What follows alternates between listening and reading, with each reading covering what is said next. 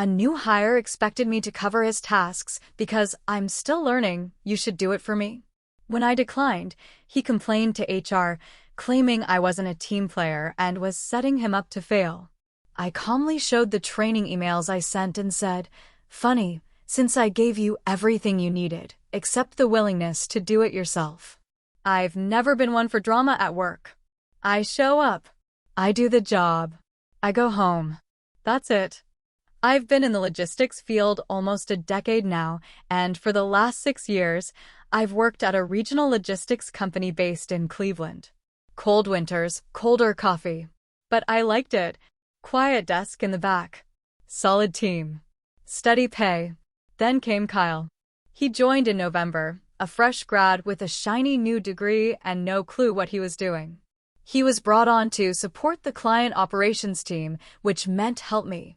My workload had doubled that year, and the boss's promised help was on the way. I was told Kyle would shadow me, learn the ropes, and then take on part of the client list so I could stop working nights. At first, I didn't mind him. He was loud, sure, and a little too confident for someone who didn't know how to format a dispatch email, but whatever.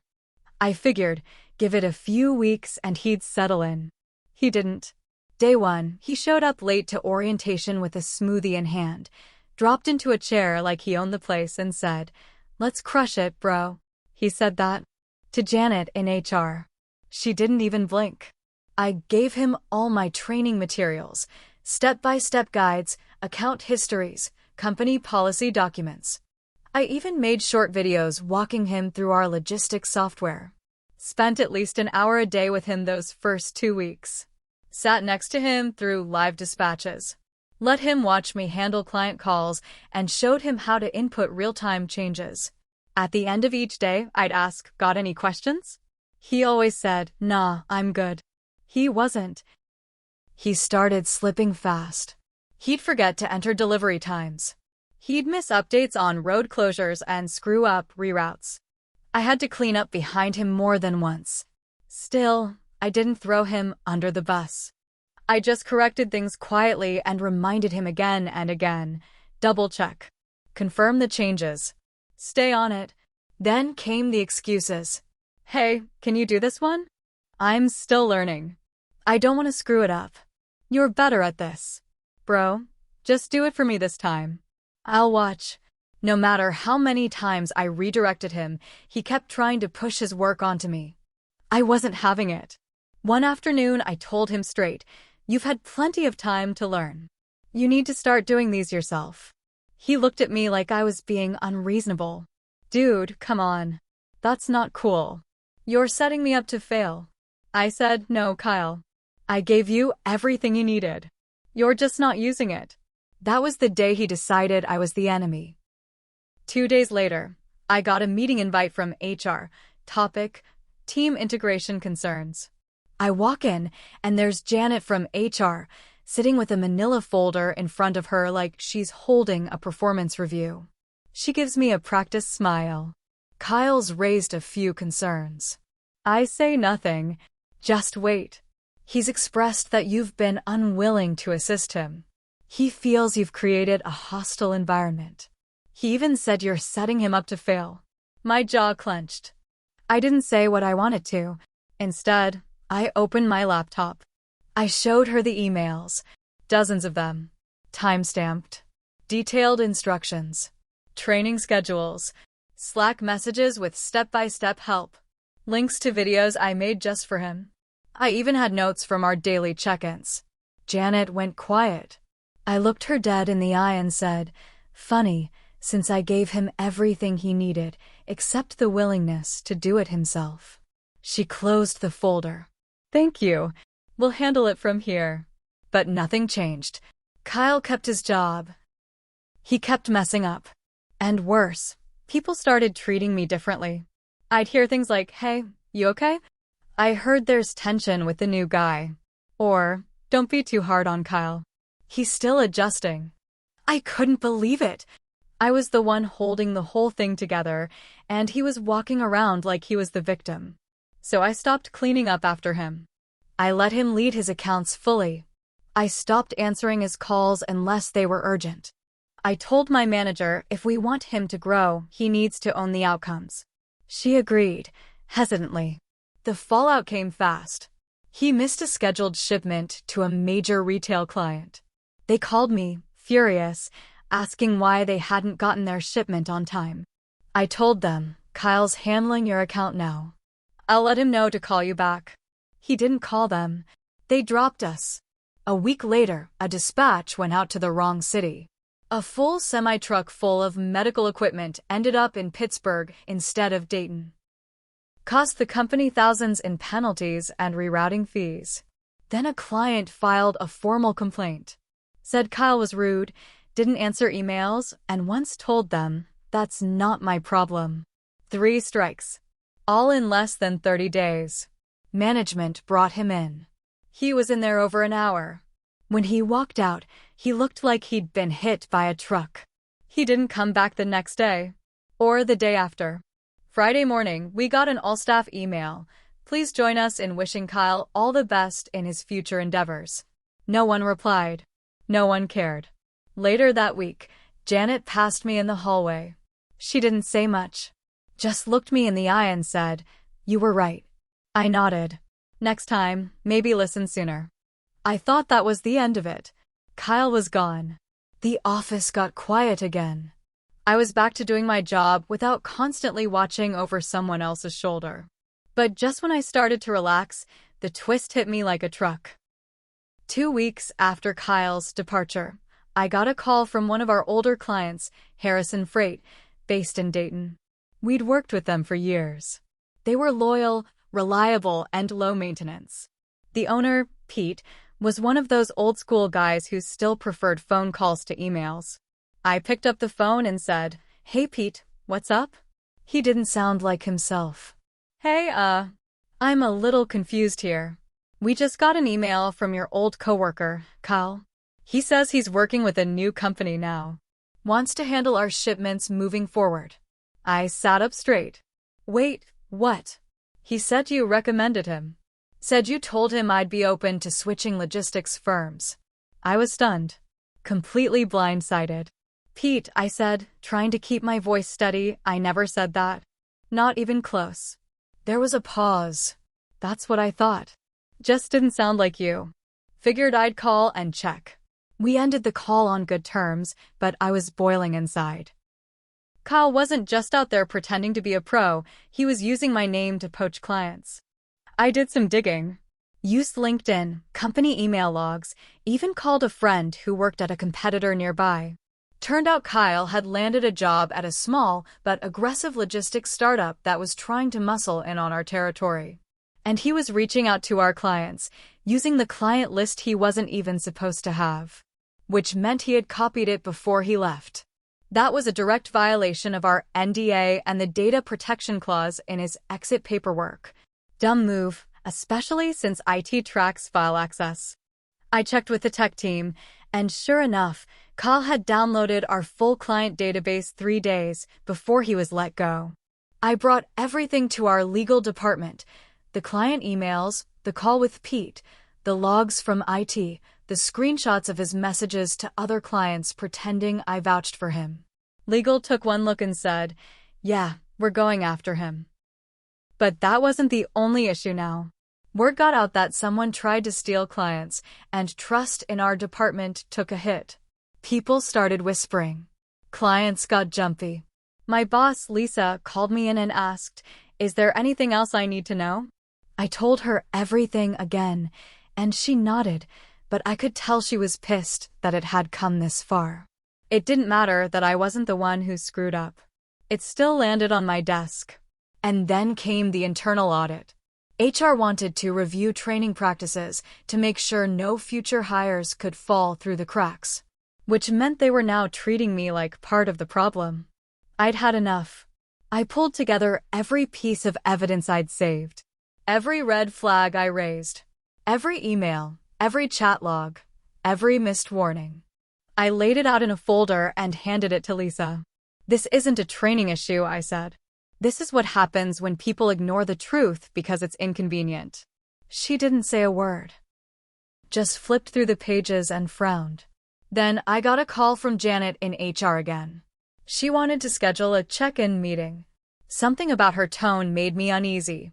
When I walked into her office, she was sitting with another HR rep, someone I didn't know.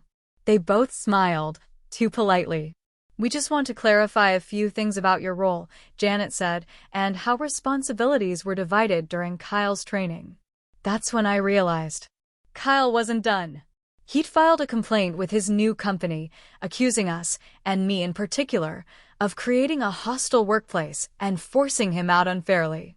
And now they were threatening legal action for defamation and interference with employment. This wasn't over. This was war. I walked out of that HR meeting with my hands clenched so tight my fingers went numb. I couldn't believe it. After all the work I'd put in to clean up Kyle's mess, I was now under the microscope again because of him. That night, I didn't sleep. The next morning, I started thinking differently. I stopped reacting and started planning. First, I called Pete again, the client from Dayton. I asked him to forward me the exact email Kyle sent. He did, and it was worse than I thought. Kyle had used a fake company email, like a knockoff version of our actual domain, probably hoping the clients wouldn't notice. He even attached a mock transition plan with a fake letter that had my name typed at the bottom, like I'd signed off on it. He was forging my name. That was criminal. Second, I went to our IT department and asked for a formal report on what files Kyle accessed before he left. I didn't want just the logs. I wanted timestamps, folder names, IP addresses, and export details. They gave it to me. Kyle had downloaded over 100 client files across 3 days. He wasn't just winging it. He planned this. I brought all of this to our legal team again. This time, I made it clear. If this company doesn't defend me, I'll find one that will. And I'll bring this to the press. That lit a fire. Within a few days, our lawyers sent Kyle's new employer a cease and desist. They attached the client list theft, the fake documents, and the false claim of defamation. It wasn't just a legal threat, it was a warning shot. But here's where it turned again. Kyle didn't back down. He doubled down. His new employer, some scrappy logistics tech startup out of Indianapolis, sent back a letter accusing our company of slander, coercion, and retaliatory behavior. They claimed we were smearing Kyle because he had spoken up about unfair work practices, that we were trying to destroy his future career.